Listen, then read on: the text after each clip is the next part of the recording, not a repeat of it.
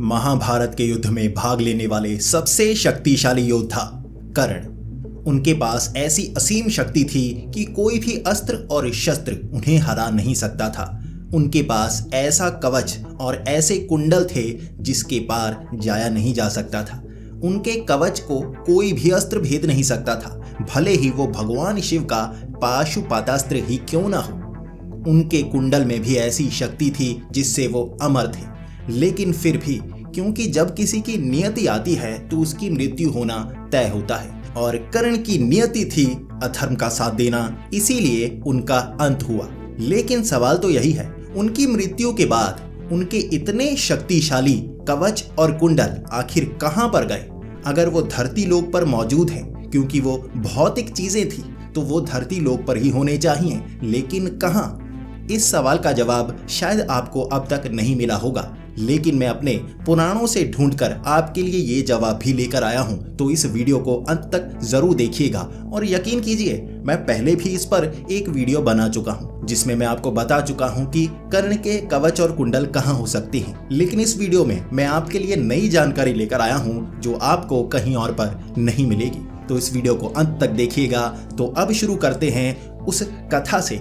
आखिर कर्ण के पास ये कवच और कुंडल कहां से आए और इसमें कितनी शक्ति थी और क्या शक्ति थी? तो महाभारत काल में जब कर्ण का जन्म हुआ था, उनके पास ये शक्ति आई थी। वो सूर्यदेव के पुत्र थे। उनके पास एक ऐसा कवच था जिसे भेदा नहीं जा सकता था।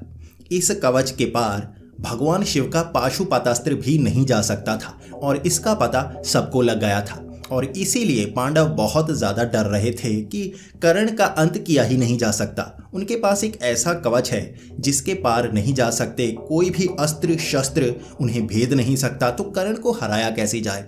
इसी के साथ उनके पास कुंडल भी थे। कई लोग आपको ये जानकारी जरूर देते हैं कि उनके पास कवच और कुंडल थे। अब उनके पास ऐसी शक्ति थी जिस कारण उन्हें हराया नहीं जा सकता था, किसी अस्त्र और शस्त्र से मारा नहीं जा सकता था। लेकिन ये सिर्फ कवच की शक्ति थी। कुंडल में उनके अलग शक्ति थी जिसके बारे में पूर्ण वर्णन कोई भी नहीं करता। उनके कुंडल में एक अमृत कलश था, यानी कि अमृत बसा हुआ था उनके कुंडल में, जिस कारण वो कभी भी बूढ़े नहीं होते और हमेशा जवान रहते। अगर नियति होती वो महाभारत के युद्ध में मारे ना जाते तो आज भी कर्ण जिंदा होते, क्योंकि उनके पास अमृत कलश था। इस तरह जब महाभारत युद्ध शुरू हो गया तो पांडवों को तो ये पता था कि कर्ण को हराना बहुत ज्यादा मुश्किल है। भले ही अर्जुन बहुत अच्छे धनुर्धारी थे, उनके पास कई अस्त्र शस्त्र थे, लेकिन कर्ण को कोई भी योद्धा वहां पर हरा नहीं सकता था। इस तरह पांडु और देवराज इंद्र ने एक योजना बनाई, और देवराज इंद्र एक साधु का वेश धारण कर कर्ण के पास गए और मांगने लगे कि मैं आपका कवच और कुंडल चाहता हूं, क्योंकि वो दानवीर कर्ण थे। आपने भी ये नाम सुना होगा। जो भी उनसे मांगा जाता वो कभी भी ना नहीं करते थे। सबसे बड़े दानवीर उन्हें कहा जाता था, और उन्होंने दान में अपने वो कवच और कुंडल दे दिए। इस तरह उन्होंने अपनी सबसे बड़ी शक्ति दान कर दी थी। इसके बाद ही कर्ण को हराया जा सका था। लेकिन वो कवच और कुंडल देवराज इंद्र के पास थे, और देवराज इंद्र जानते थे इतनी बड़ी शक्ति अगर उनके पास लग गई तो वो और भी ज़्यादा शक्तिशाली हो जाएंगे और इंद्र को भी कोई हरा नहीं पाएगा। इस तरह वो इस कवच और कुंडल को लेकर स्वर्गलोक जाना चाहते थे। उनका मानना था कि ऐसी शक्ति स्वर्गलोक में होनी चाहिए, धरती लोक में नहीं होनी चाहिए। लेकिन स्वर्गलोक के कुछ नियम हैं। आप छीनी हुई, चुराई हुई, छल से ली हुई चीज को स्वर्गलोक में नहीं ले जा सकते, और देवराज इंद्र छल से मांगी हुई इस चीज को स्वर्गलोक ले जाना चाहते थे। ऐसा वो कर नहीं पा रहे थे। इस तरह वो जब इस कवच और कुंडल को लेकर स्वर्गलोक पहुंचे तो ये चीज स्वर्गलोक में जा नहीं पाई, तो उन्होंने इस चीज को यहीं धरती लोक पर छिपा दिया। उन्होंने उस कवच और कुंडल को एक ऐसी जगह पर छिपाया था जहां पर सूर्य और चंद्र का मिलन होता हो, जहां पर धरती और समुद्र का मिलन होता हो। हमारे पुराणों में इस बात का वर्णन है। महाभारत में तो सिर्फ इतना वर्णन है कि देवराज इंद्र इस कवच और कुंडल को ले गए थे, लेकिन पुराणों में इसके बाद का भी वर्णन है, यानी कि ऐसी जगह पर कवच और कुंडल को छिपाया गया है। उसके बाद उन्होंने इसे छिपा दिया, धरती लोक पर ही रखा, और बहुत समय बाद चंद्रदेव इसे चुराने के लिए आए थे, लेकिन समुद्रदेव ने उन्हें रोक दिया। उसके बाद से ही ये चीज यहीं पर समाई हुई है।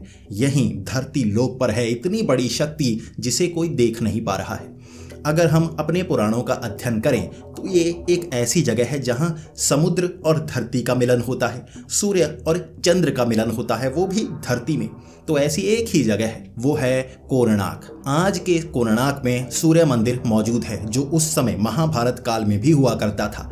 तो एक ऐसा मंदिर जिसे सूर्य को समर्पित किया गया है, वहां पर पूजा नहीं की जाती, सिर्फ मंदिर को बनाया गया है। और इसे अगर हम सूर्य मंदिर कहें, एक दिशा से देखें तो जब चांद यहाँ पर आता है तो सूर्य मंदिर से उसका मिलन होता है। ये ऐसी जगह है जहाँ धरती और समुद्र का मिलन भी होता है। समुद्र के बहुत करीब ये सूर्य मंदिर मौजूद है। तो पुराणों में वर्णित वो जगह इसके सिवा शायद कोई और हो नहीं सकती।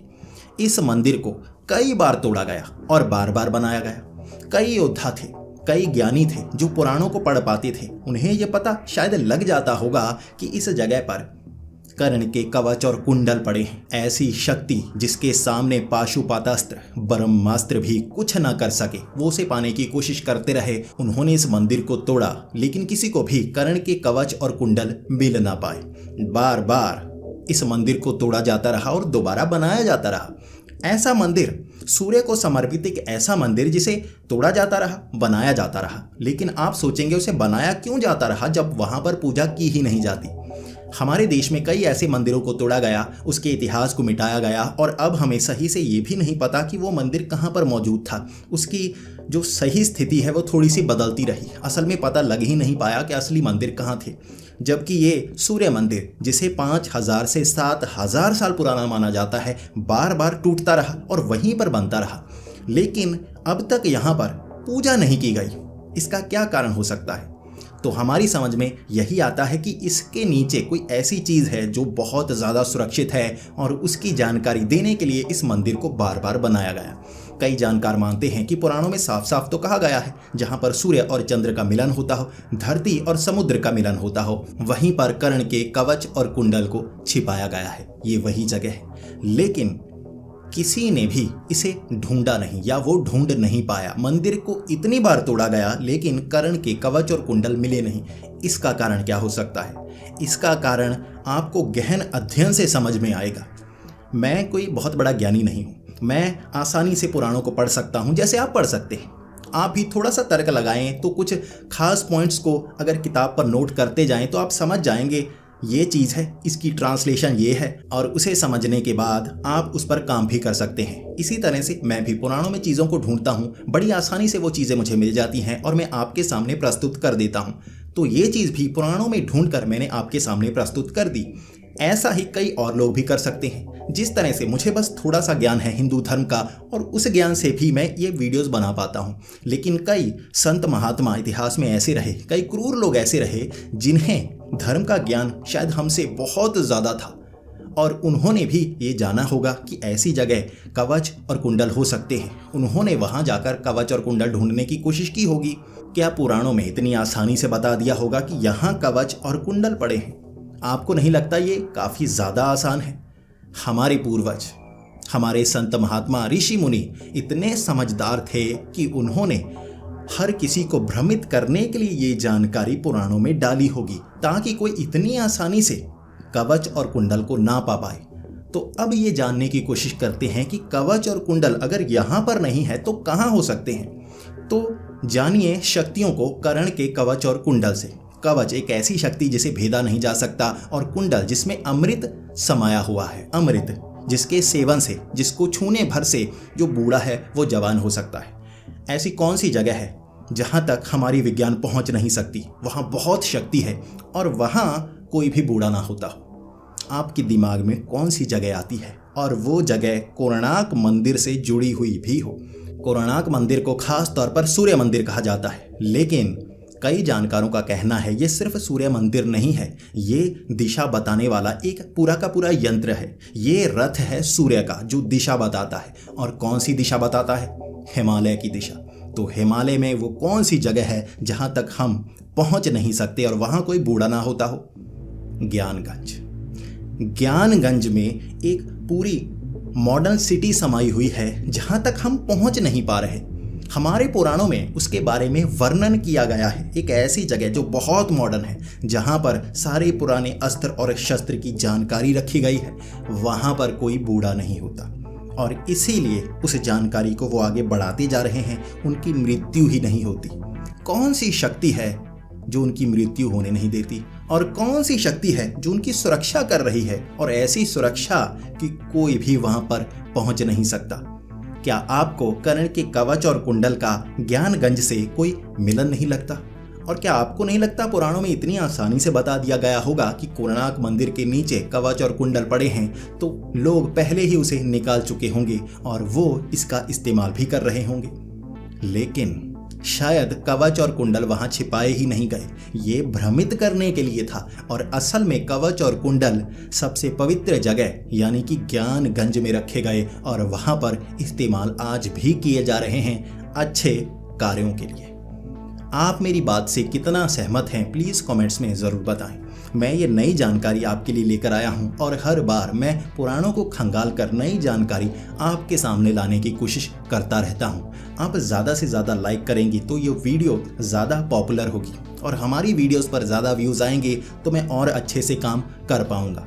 व्यूज़ की कमी के कारण मैं ज़्यादा अध्ययन नहीं कर पा रहा हूँ। आप भी समझ सकते हैं मुझे सीमित रहना पड़ता है। अगर व्यूज़ कम आएंगे तो मैं ज़्यादा अध्ययन नहीं कर पाऊँगा, वीडियोज़ नहीं चलेंगी तो मैं काम कैसे कर पाऊँगा। तो प्लीज़ इस वीडियो को लाइक और शेयर ज़रूर करें। ऐसी ही वीडियोज़ देखने के लिए हमारे इस चैनल को सब्सक्राइब कर लें। तो मिलते हैं अगली वीडियो में, तब तक के लिए हर हर महादेव।